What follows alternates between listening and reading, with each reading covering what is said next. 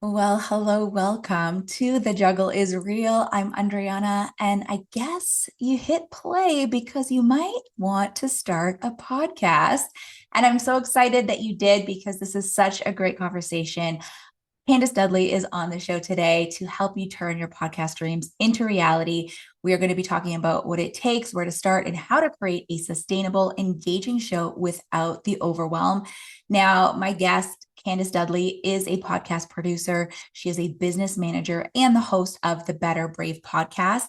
And if you ever thought about starting a podcast, but you're feeling overwhelmed by the process or you just don't know where to start, we are talking with Candace, who is a former teacher who turned podcast producer and business owner. And she's sharing all about what it takes to actually launch and sustain a successful podcast. So, whether you are a busy entrepreneur, a multi passionate creator, or someone who just wants to get your message out there and share with the world, this episode is going to give you the practical insights and those actionable steps to get started. Candace is going to share her journey from being a teacher and those initial inklings to actually making it through into podcasting. And she's going to share the biggest mistakes new podcasters make, how you can simplify the process for yourself and still produce a wonderful, beautiful, and impactful show. If you've been wondering whether podcasting is for you, this episode is going to help you find clarity and more confidence to take that leap. Let's dive in.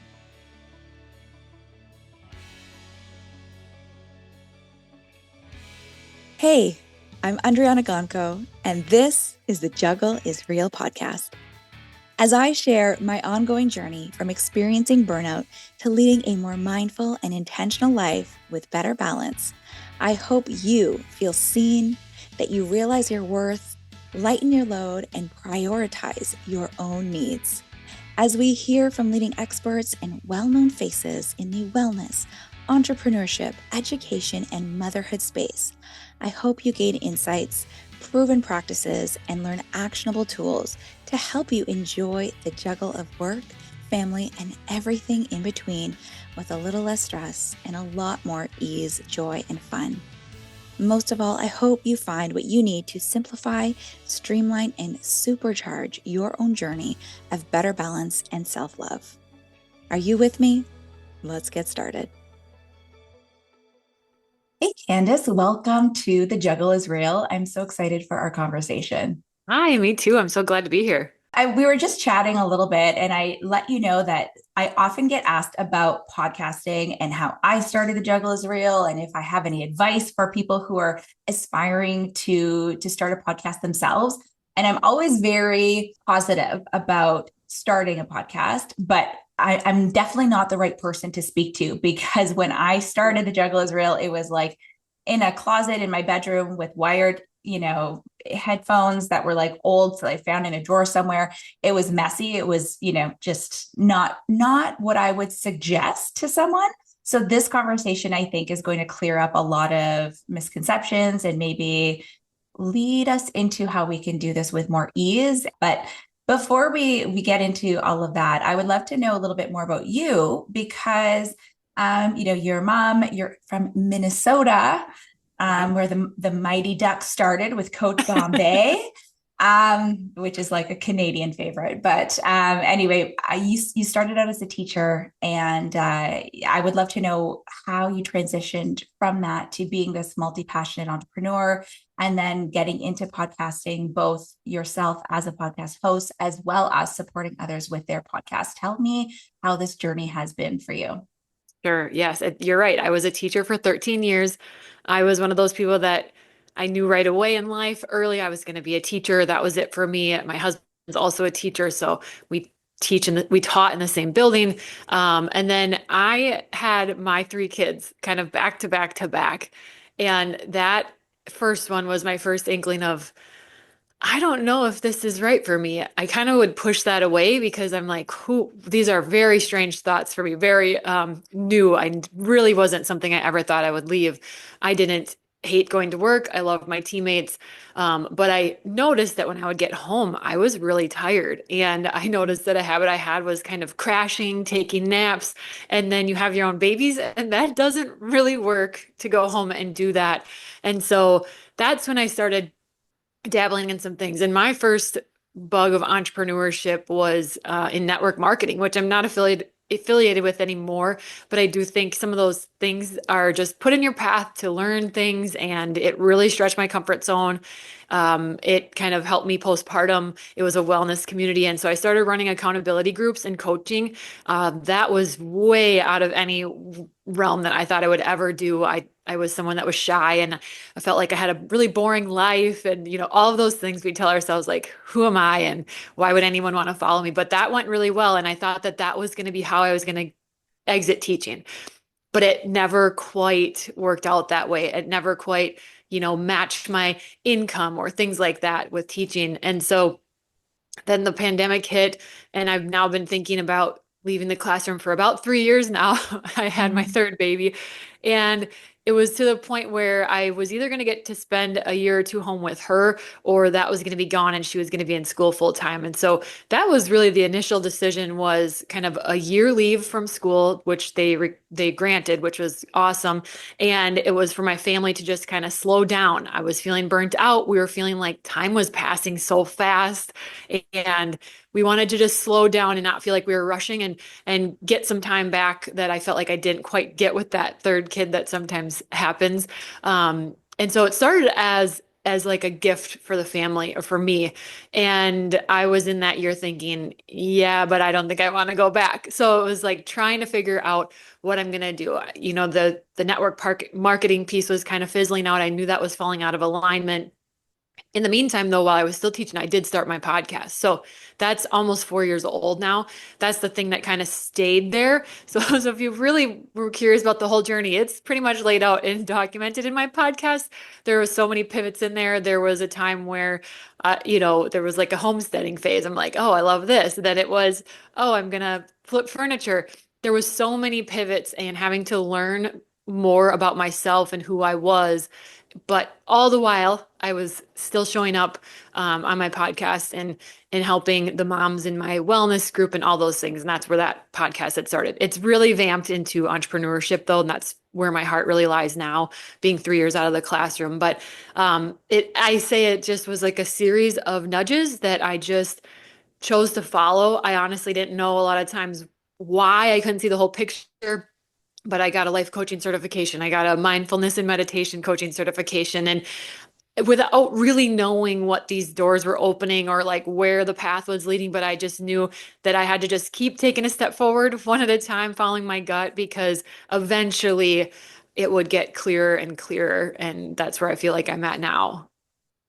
This is, I think, so relatable, Candace. I mean, I know a lot of teachers who feel like they're they call it like the golden handcuffs, right? Because on paper the teaching part sounds great, Yeah. and you've got summers off and all of these different things, and many people enter that vocation really wanting to make an impact and in liking children. But as our life changes, and like you said, when you had children of your own, it's difficult to constantly be on and to give your children the attention that they might need while you're also doing that for a full classroom. And while I don't want to take all the teachers and tell them to start podcasting, because I know. I Same. lead our teachers, and I think that those who are really meant for it are truly, truly special. But I think a lot of people, whether you're in teaching or a different career path, have these nudges and have these inklings, but it's like, oh, but how can I? Or, oh, I've got a Mhm. pension. How can I give that up? Or the Right. benefits, or these things make us feel like it's insurmountable. So I appreciate that in your journey, you were taking these little steps one by Yeah. one.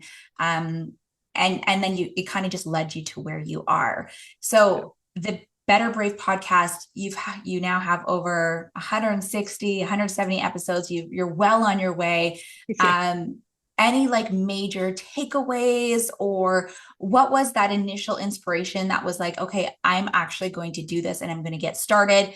And looking back, we can't understand how it's going to be looking ahead, but we can always connect the dots looking backwards. So what's that been like for you? Well, the beginning was really another one of those nudges where I just really felt called to start one. And I let that just kind of sit in my mind for a year. So I like to give a timeline because I think people think these things happen with social media and instant gratification and everything happens Sure. so fast. It seems it wasn't fast for me. Like I said, it was 3 years of thinking about leaving the classroom before I did. It was a year of thinking about, oh, I really want to start a podcast. The holdup for me was, oh, I'm gonna run out of things to say, or I just, not trusting in that you would just have more and more things to say. That was a big one. And then also just thinking, well, who am I? There's gonna be people that know more than me. And that is always true. There's always people that know more than you, and there's also people that know less than you. But part of taking that leap for me was having, I think, my two daughters. I have a son and then two girls, but for whatever reason it was like the girls where I like had this I was holding the baby, rocking her at nap time. I can remember this. She was a few months old and I was on summer break from teaching, and I had, usually nap times I would scroll on my phone and Google things about podcasting, but that was going to be one of my like cautionary tales of, it's so endless of where you can start. And so Googling it, while yes, that is how you can figure it out, um, can lead to more and more questions and more overwhelm just because of the vast options that there are. And that certainly was true for me. So, one day I ordered a microphone, but I let it sit in the box for 3 months before I opened it, Mm-hmm. those types of things. But I can remember the day that I actually recorded the first episode because I was rocking the baby during nap time. I like to hold them. And I was like, I knew like I needed to go set her down today and I needed to hit record because if I didn't, I was going to go back to school. It was going to be fall and I still would be in the same spot I was at next year that I am right now. And I really didn't want that. The vision I had was my daughters coming home from school saying that someone told them they couldn't do something, or, something like that happening, and me knowing exactly what I would tell them, that they are capable and that no one gets to tell them that. And, that's just like big message that I would deliver. Meanwhile, knowing that that would kind of make me a hypocrite because I was letting doubt and I was letting, oh, I don't know enough. And oh, that was stopping me. And so it was literally like a spur of the moment that day, messy action, inspired action. And I hit record. I didn't know how to edit. And I just figured out how to get it up onto a platform and I posted it. I still remember the episode is like 6 minutes long and it's all about starting before you feel ready because that was exactly what I was doing. And so you just sometimes have those moments in life where you're like, no, this has to happen now because I'm not okay with being in this exact same spot next year. And I know that if I don't take action, that's what happens. So Yeah. good. So good. I think so many people are like, yes, that is me right now. And I know that that was sort of the place that I was in 2021. And I just had this nudge that I needed to use my voice. And I didn't know what that meant at the time. And I didn't even really consume podcasts when I started my podcast. I had listened to like one podcast. And so I didn't even know, I knew nothing. But it really was just following that. So let's talk about how we can then begin, because I don't know Mhm. that it has to be a full year of thinking about it before you hit No. record. I think Right. we can kind of circumvent some of that and help the listener who might be aspiring to start their own podcast or just use their voice in different ways to help and to serve others. Because a lot of people love the idea. Maybe you have a unique take on something. Maybe you have like this awesome idea that can help so many people or just be fun and interesting and something that people would enjoy. So, what would you say would be those first steps that someone should take if they want to launch their own podcast? Maybe like an initial three things, or don't stay up all night Googling, but what would you Yes. suggest would be those key first steps? Definitely. It does not need to take you that long, and it can actually really be very quick, which is why I'm so passionate about it now because I don't want people to sit there that long that I took. That is completely unnecessary and we're overthinking and we don't need to get into that. So I always say you order a microphone, anything will do. You don't need top of the line. You can just really I think mine was like $30 on Amazon. Like just get a microphone, get it out of its packaging, and then you figure out technically like how can you record. So do you have a laptop? Do you have a just you're gonna pick something. So I either record with a guest on Zoom or I record on Audacity for just audio. That's both are have free versions of them.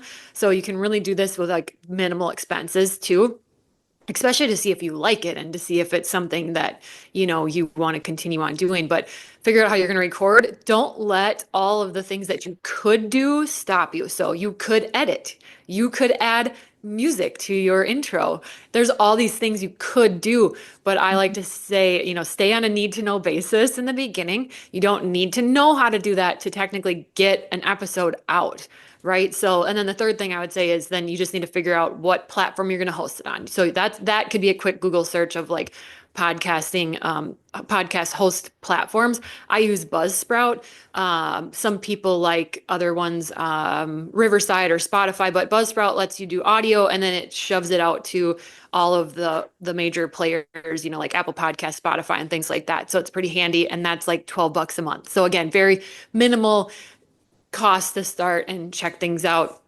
Those are really the three things. Just get yourself a mic, figure out how you're going to record, and then don't spend a lot of time, I think, in the beginning, like figuring out what you're going to say or like maybe a couple notes, just have a general idea, but take that, strike when the iron is like you're fiery and you're excited and you're inspired and you're passionate, and then hit record because hitting record is where you're going to learn so much more than any Google search. So once you get in there and you start talking, and it's just going to be, gosh, your learning curve is just going to be so exponential when you actually get in there and hit record.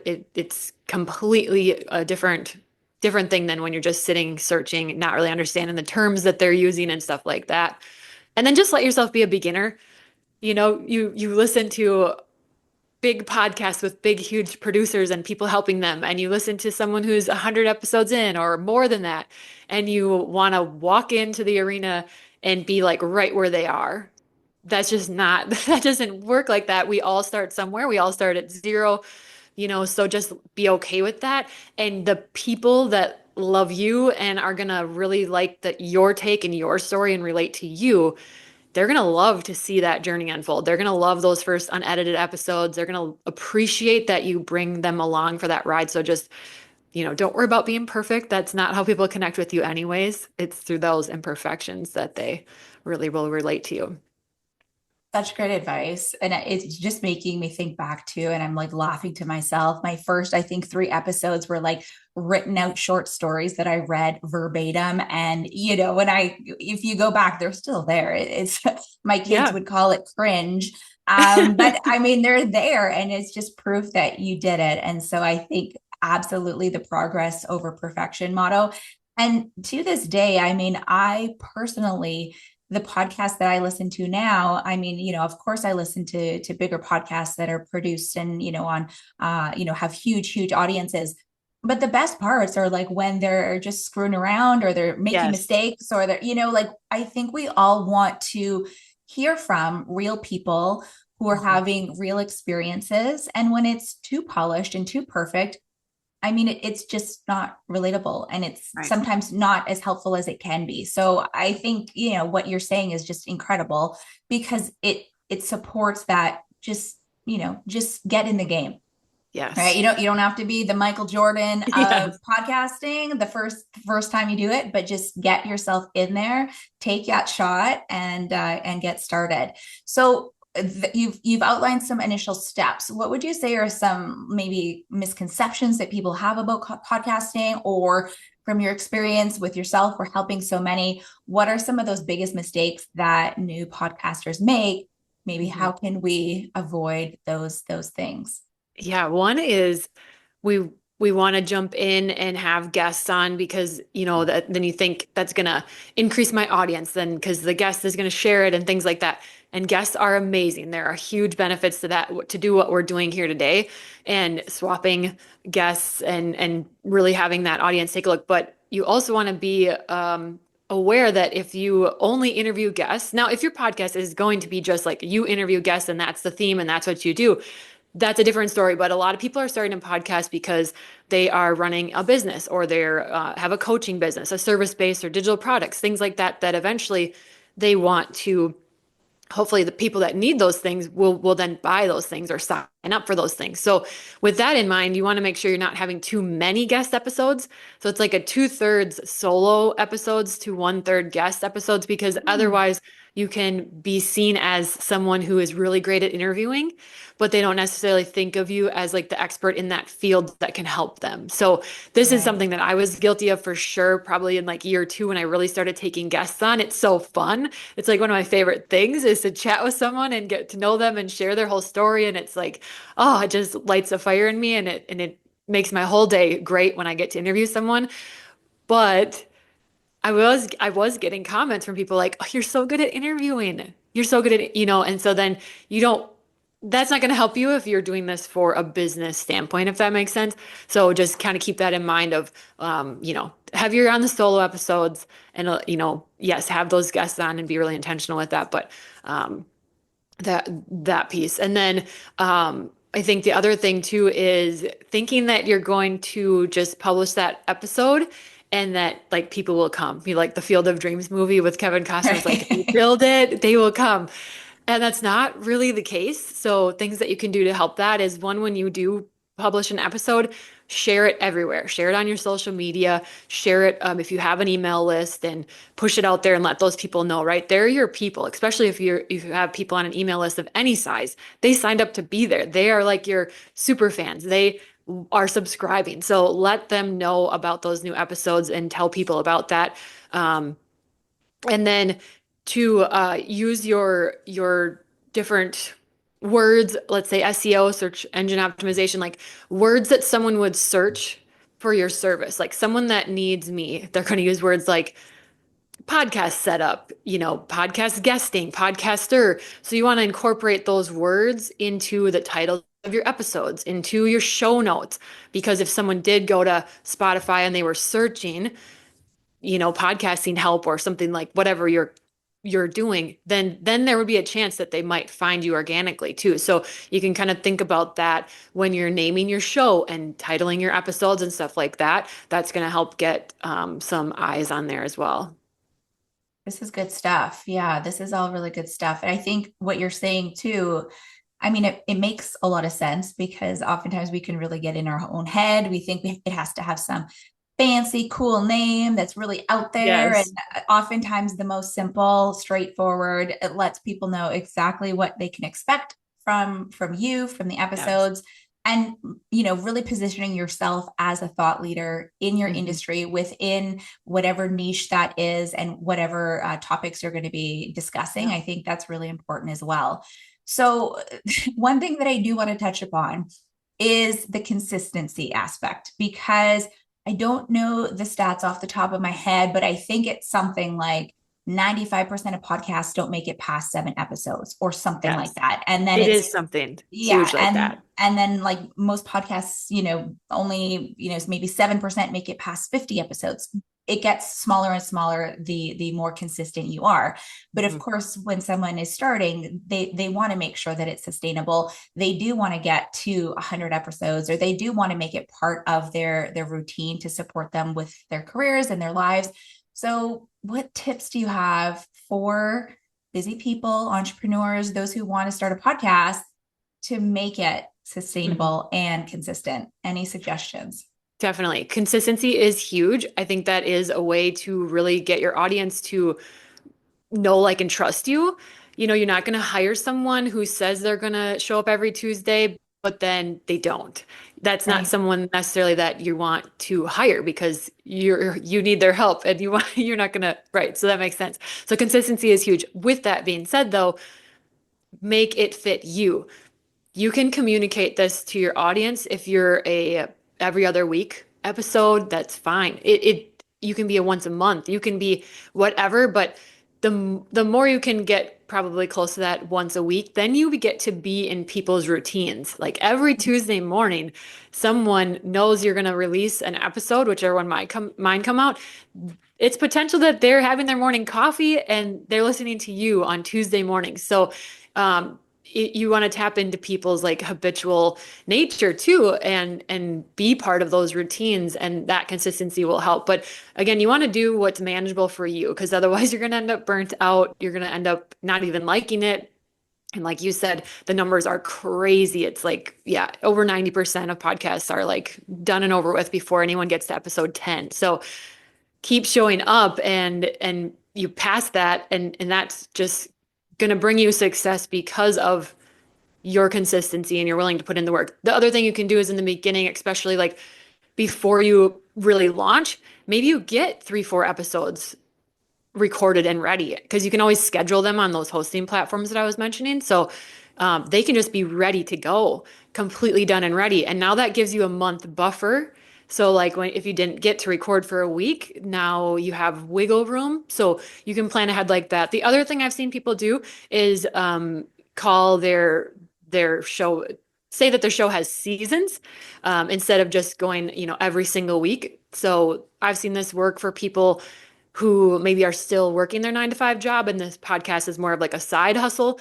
And so they know, they have a really busy season at work for these 3 months, so they can't be podcasting. But from June to August, they can. So they have a 3 month long season. Maybe they're doing an episode a week or 2 episodes a week, but they're communicating that with their audience to say, like, this is how long this is. We're running from here to here. So I think just letting your audience know that, like, it's not like I've never taken a break. I did take like 4 weeks off right before the holidays. And I just said, hey, we're going to be back on January 7th, but this is it for this, year. Communicating those things goes a long way, because then, people don't assume like, oh, she's just flaking, or, oh, she's just that straight up. Not that people are probably thinking too that much about you in your podcast, but it is, it goes a huge, it's a huge thing to be consistent, and in whatever amount of consistency that would work for you. Yeah, this is all really good. And I think it bears repeating. Like, Mm-hmm. consider your schedule, consider your Yes. life, consider what might work for you. I know when I started, I really couldn't fathom having the ability and the capacity to come up with ideas and episodes on a weekly basis. Like, that Mm-hmm. just seemed really challenging for me. So I did do bi-weekly. So every second Yep. week, a new episode would come out. And I do recall, especially in the summer months when my children are home, I'm often replaying episodes, favorite episodes from the year Yes. prior, or, now that I have a little bit more of a bank of episodes. Mm-hmm. But even to this day, and, not so long ago, there were the devastating fires in LA. Mm-hmm. And that was sort of in an area where there was a lot of production, a lot of Yeah. podcasting. And I can remember, tuning in or waiting for that weekly episode, and it being, a replay, but someone coming on to say, hey, just want to let you know this is what's going on, and we're Yeah. unable to record right now, and we really appreciate you listening, and this was an episode that was great that we hope you listen to. In other podcasts, it was like, what, we can't do an episode Mm-hmm. this week, but we just Yeah. wanted to say, hey, we appreciate you, and we're sorry that we can't be here, but hopefully we're back soon, and until then, take care. These things really do matter, and you think, Yeah. oh, who am I, and no one's going to notice and no one's going to care. But when you are consistent, or when you are Yeah. communicating, Mm-hmm. what your schedule is, or what that timeline is, I think people really appreciate it. So Yeah. really good tips, Candace. Yeah. Talking a little bit about tech and strategy, I know you're saying, when it comes to equipment and editing, a beginner doesn't need to have the fanciest gear. We don't Mm-hmm. have to be in like a professional podcasting studio with like this high tech producer. But, when we are starting, or as we're progressing, do you have any suggestions or any specific tools that can support people when maybe they don't have a huge budget to start off with, or, a lot of supports that they can lean on to get things done? Sure. In the beginning, everything feels so hard. They're new skills that you're not used to. So really just take it easy on yourself in the beginning. But as you start to go, you can get episodes done quicker. You learn and you get things done faster and you're ready to add things. So in that case, having an intro and having an outro that, has some music, it kind of makes you seem more professional or lets people get your vibe a little bit when you play around with that. Those are two great spots to put in calls to action too. So things like, let's say you have a new offer or a membership or something coming up, throw that in there and don't be afraid to change those up once in a while because those tend to be things that people will skip or like hit the skip button. But if they're different and they're different throughout that, then they're less likely to skip them. But as far as like actual softwares or things that I use, I still love Audacity. I just find it really easy to edit audio. If you are wanting to, I've had this conversation before too, to add video to your podcast, there's ways to do that too. I would go to Riverside or to Descript. Those two are really super user-friendly video and audio editors as well. And Canva and different stuff like that are super easy to create graphics, to grab video, to add pictures of your guests and yourself, to have things to put out onto social media and stuff and post about, even grabbing audio clips from your podcast and from your episodes. Those are like next steps that you can have and post it as a reel or a TikTok or something to share. This is really helpful. And then once the podcast is live, I Mm-hmm. mean, I know, when I started, I was almost nervous to tell people about it, right? I really Yes. had to get over myself and be like, well, what's the point of having a podcast if no one listens, right? And Yeah. so I know like those first few episodes at first, there was like 7 episodes downloaded or something, there was like, it was very small. Yeah. But you have to get over it. So Mm-hmm. once you actually hit record, you get that podcast published and it's out there, it's live. How can you effectively market and grow your audience? Yeah, definitely start to build an email list if you don't have one. I think we've seen that this year with TikTok almost being banned and then it's not in the US and different things like that that remind us that our social media, those followers, like we don't own our social media, someone else does. So finding a way that you can communicate with those people, whether or not social media was there or not. Yes, it's a great tool. Yes, share your episodes there, but get people off of social media too and into kind of your world that you can communicate with them. There's a lot of repurposing that you can do with your podcast, whether that is pulling an audio clip or a video clip from it to use as just a quick snippet to share. I don't have a blog currently, but I know lots of people that take their transcript of their audio and turn it into a blog to go with because now podcasts and blogs, those are long form content where those are searchable when people go to Google and search for things, and those are there for good. Like you own those sites and those platforms versus just using social media. So I would say definitely get an email list going if you don't have that. Flowdesk and different places like that are really MailChimp. There's a lot of, again, options for email lists, but definitely start building one of those so that you can utilize that and then to spend your time on social media platforms that you enjoy. Right now, I love Threads. It seems like a really easy hop in community, and it's where I've been able to find podcasters and guests and connect with people the most. So just go where you enjoy. Don't try to force Facebook or something that you don't enjoy because you're just not gonna show up on those things authentically or very often you'll probably procrastinate those things. Absolutely. Yeah, I understand completely. And I agree 100%. When it comes to the whole topics and guesting process, I know you work with your clients a lot on this and you make the process seem a lot easier for someone who might just be starting out or is thinking about it and might want to speak to guests or, even come up with their own topics. Do you have any initial steps for how can we do this? I mean, it's incredible, for us to be having this conversation. We've never met in person. Yes. You are in a different country, and we do have a lot of commonalities, which is so wonderful that we can come together.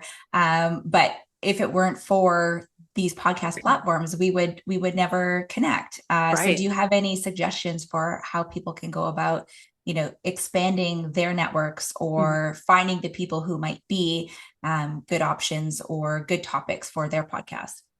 Yeah, that is one of my favorite topics to help people find guests and also then guest on other people's podcasts. And the biggest part there is just doing your homework. There's a lot of different ways to do it, but listen to that person's podcast first, get to know them and see like, do you have an aligned message? Because it really does you no good to have a guest on or to be on someone else's show if you don't have any you know, alignment in your messaging and things. Like we have a lot of similar things. The burnout, the motherhood, like the being really intentional with life. So that is when it kind of feels magical and the conversations will flow both directions and it will just bring great episodes for your podcast and for theirs.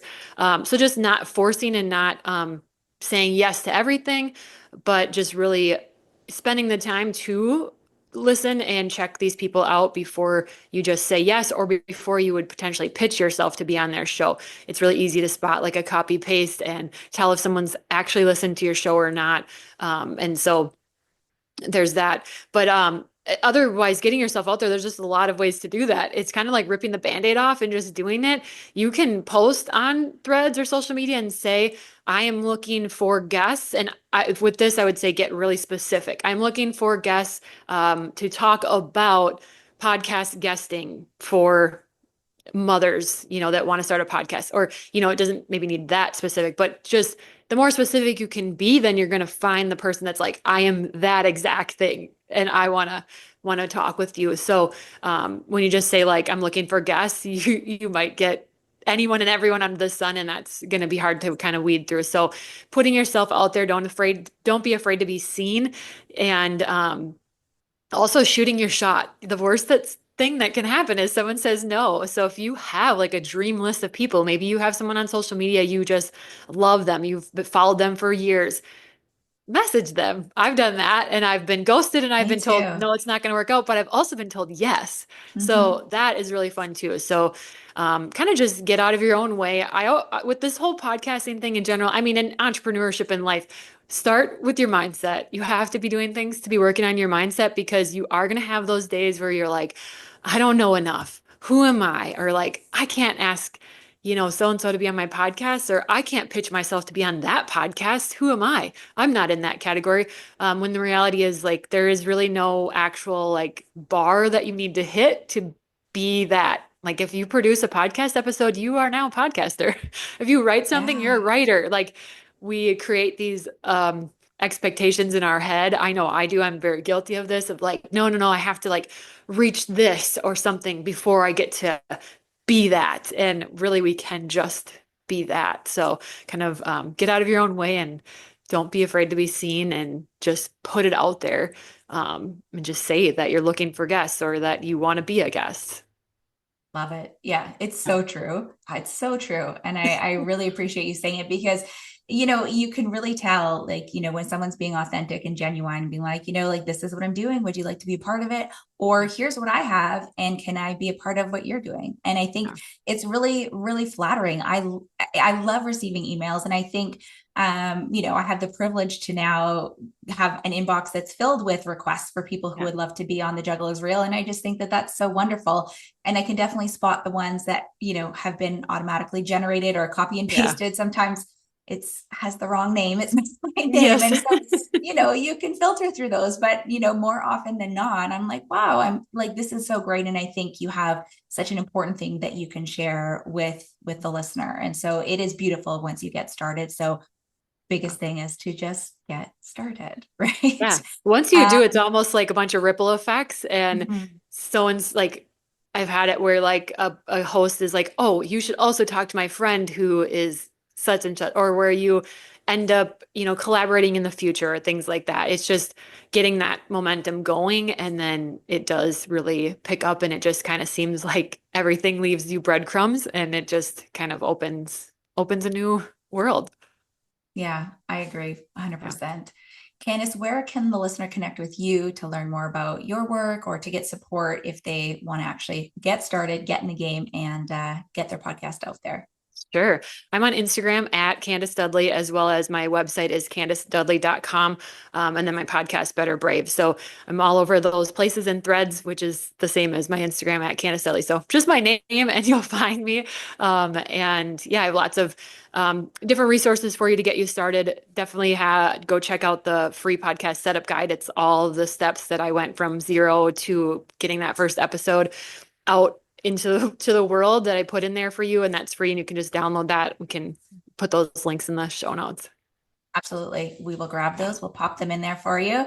It's been such a pleasure chatting. I'm so glad that we've connected, and I appreciate your time so much. Oh, it's been such a great way to start my morning. Thanks so much for having me. Okay, how are you feeling? I mean, if this episode got you excited about podcasting, I know we've said it a million times already, but please take that first step, whether it's to brainstorm your ideas, get it out on paper, out of your brain, researching, heading on Amazon and getting that mic or that equipment. Or if you have these things already and you've just been procrastinating or nervous or letting the fear get you, just hit record and start where you are. Like we mentioned, you can follow Candace, and all of those links are in the notes for this podcast episode for more podcasting tips and insights and all the support to get that podcast out there. And if you like this episode, I would so appreciate if you could rate it and write me a review in Apple Podcasts. Help other people find this information as well. And if you know someone who has that idea or would love to start their podcast and use their voice to serve others, please share it with them. Subscribe to The Juggle is Real wherever you get your podcasts for more conversations like this. And until the next time, take good care.